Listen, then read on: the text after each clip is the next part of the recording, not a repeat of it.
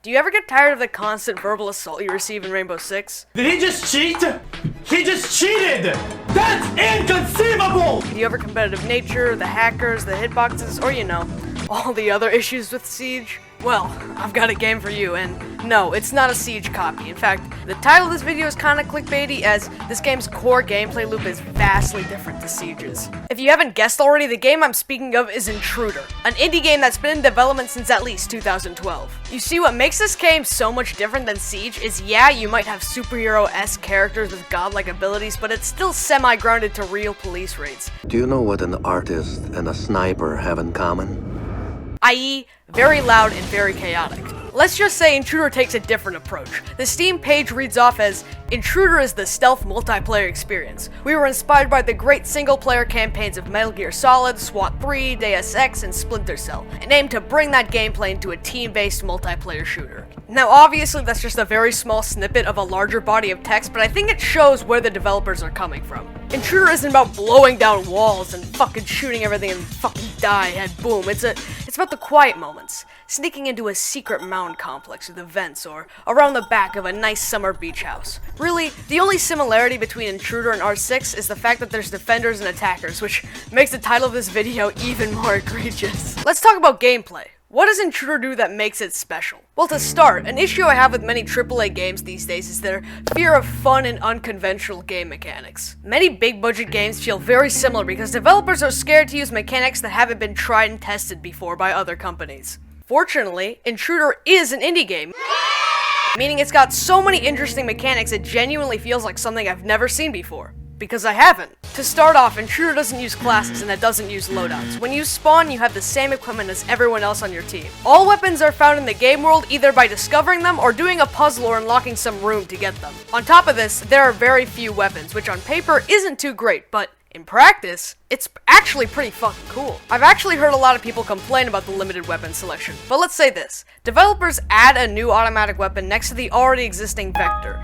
Let's just say it's a fucking AK-47, I don't know. The more weapons you have, the harder the game is to balance, but despite this, the very small indie team behind the game managed to perfectly balance the weapon in every way. Yeah, maybe it's completely perfect, but you'll still get dumbasses explaining why, let's say the AK-47 is better, either through YouTube videos, Steam reviews, guides, discussions, just because they had a better experience with it over the Vector, even if they are truly equal.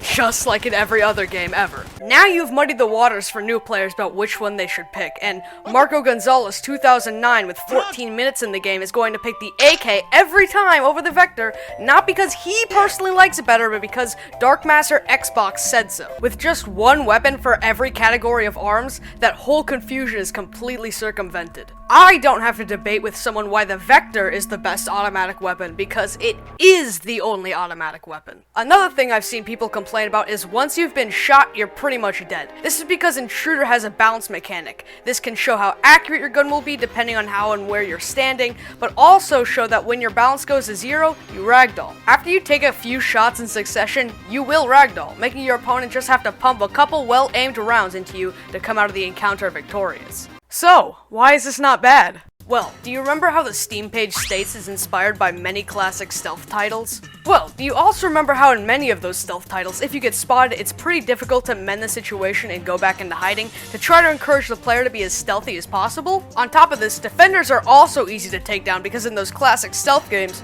you didn't walk up to a bad guy and enter a fucking duel to kill him, you just popped him in the back with your fucking silenced pistol and continued on your way. The ragdoll mechanic in general is just really cool. Never before in a video game have I seen knowing how many shots to put into a seemingly dead body be part of the learning curve. But all good spy games have spy gadgets. And let me tell you, this is a good spy game. You got this cool little nifty corner peeker thing to look around corners to check if the coast is clear, or watch your armed explosives from a safe distance.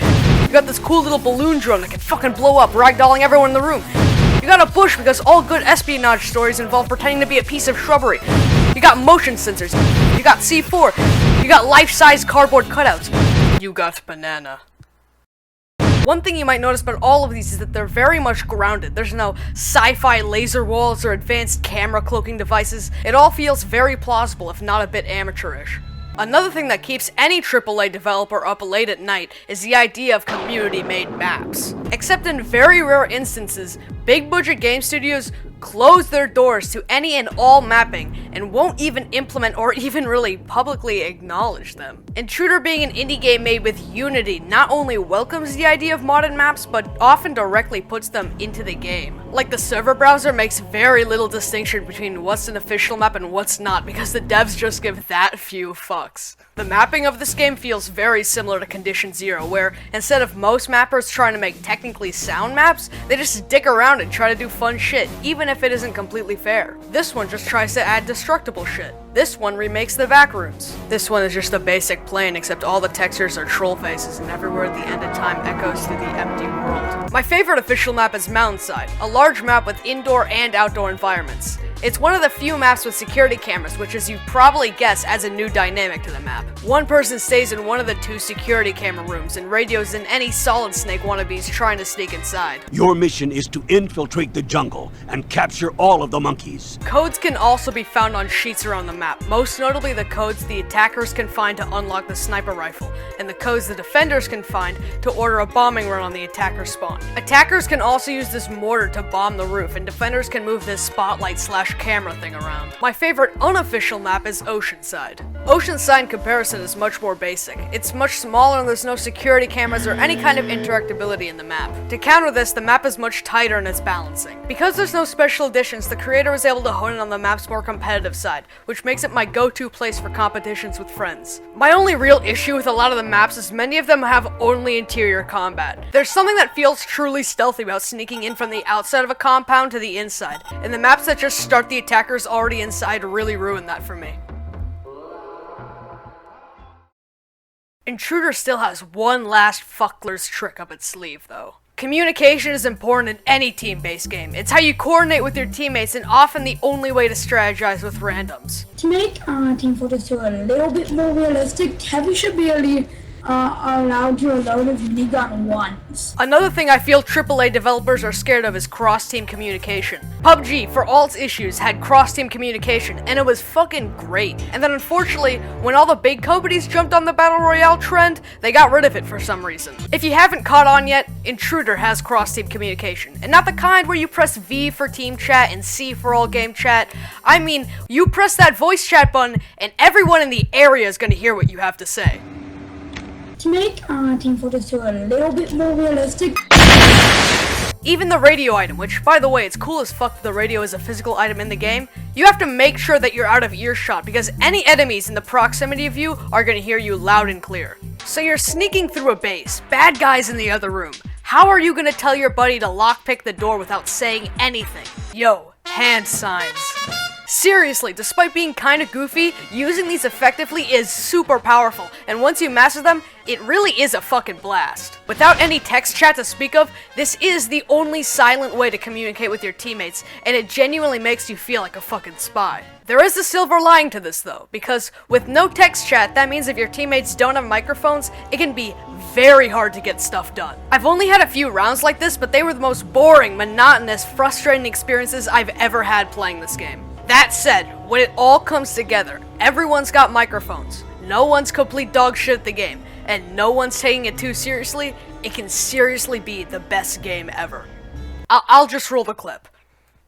You cover me. I'm just gonna. That would have been a really good play if he wasn't hidden behind a bar. Okay, now break in. No!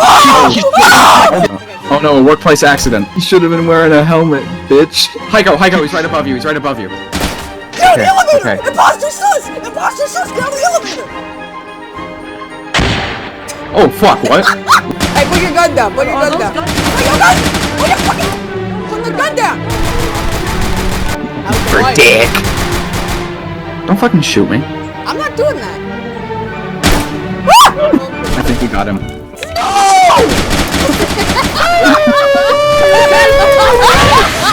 How is he doing? Where is he? Somebody needs to stop him. He's jumping. Hey, he's tripping. Where is he? He's in the spawn. Someone help! Like,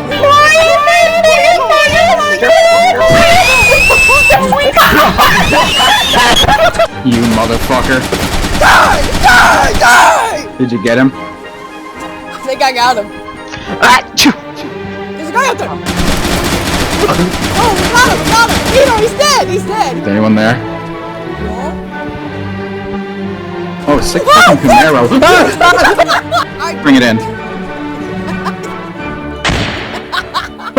Would you mind being interviewed for my documentary? You can come Hey, down now. you know the guy who capped you last round? Yeah, he says he's sorry. Kinda sus. That's kinda sus.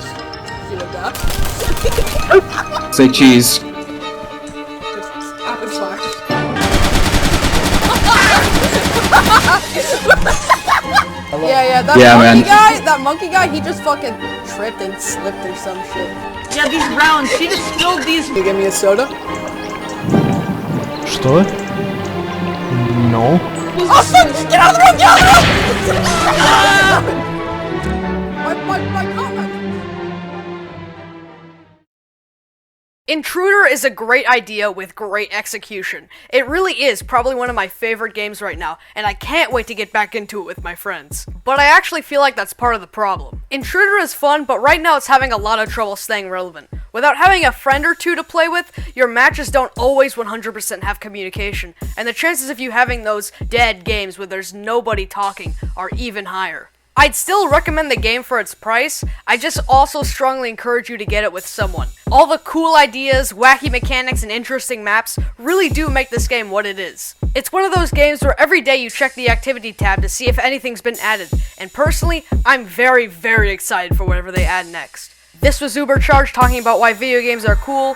Thank you for watching. Also, if you're watching this when it comes out, I'm live on Twitch. Thank you, goodbye.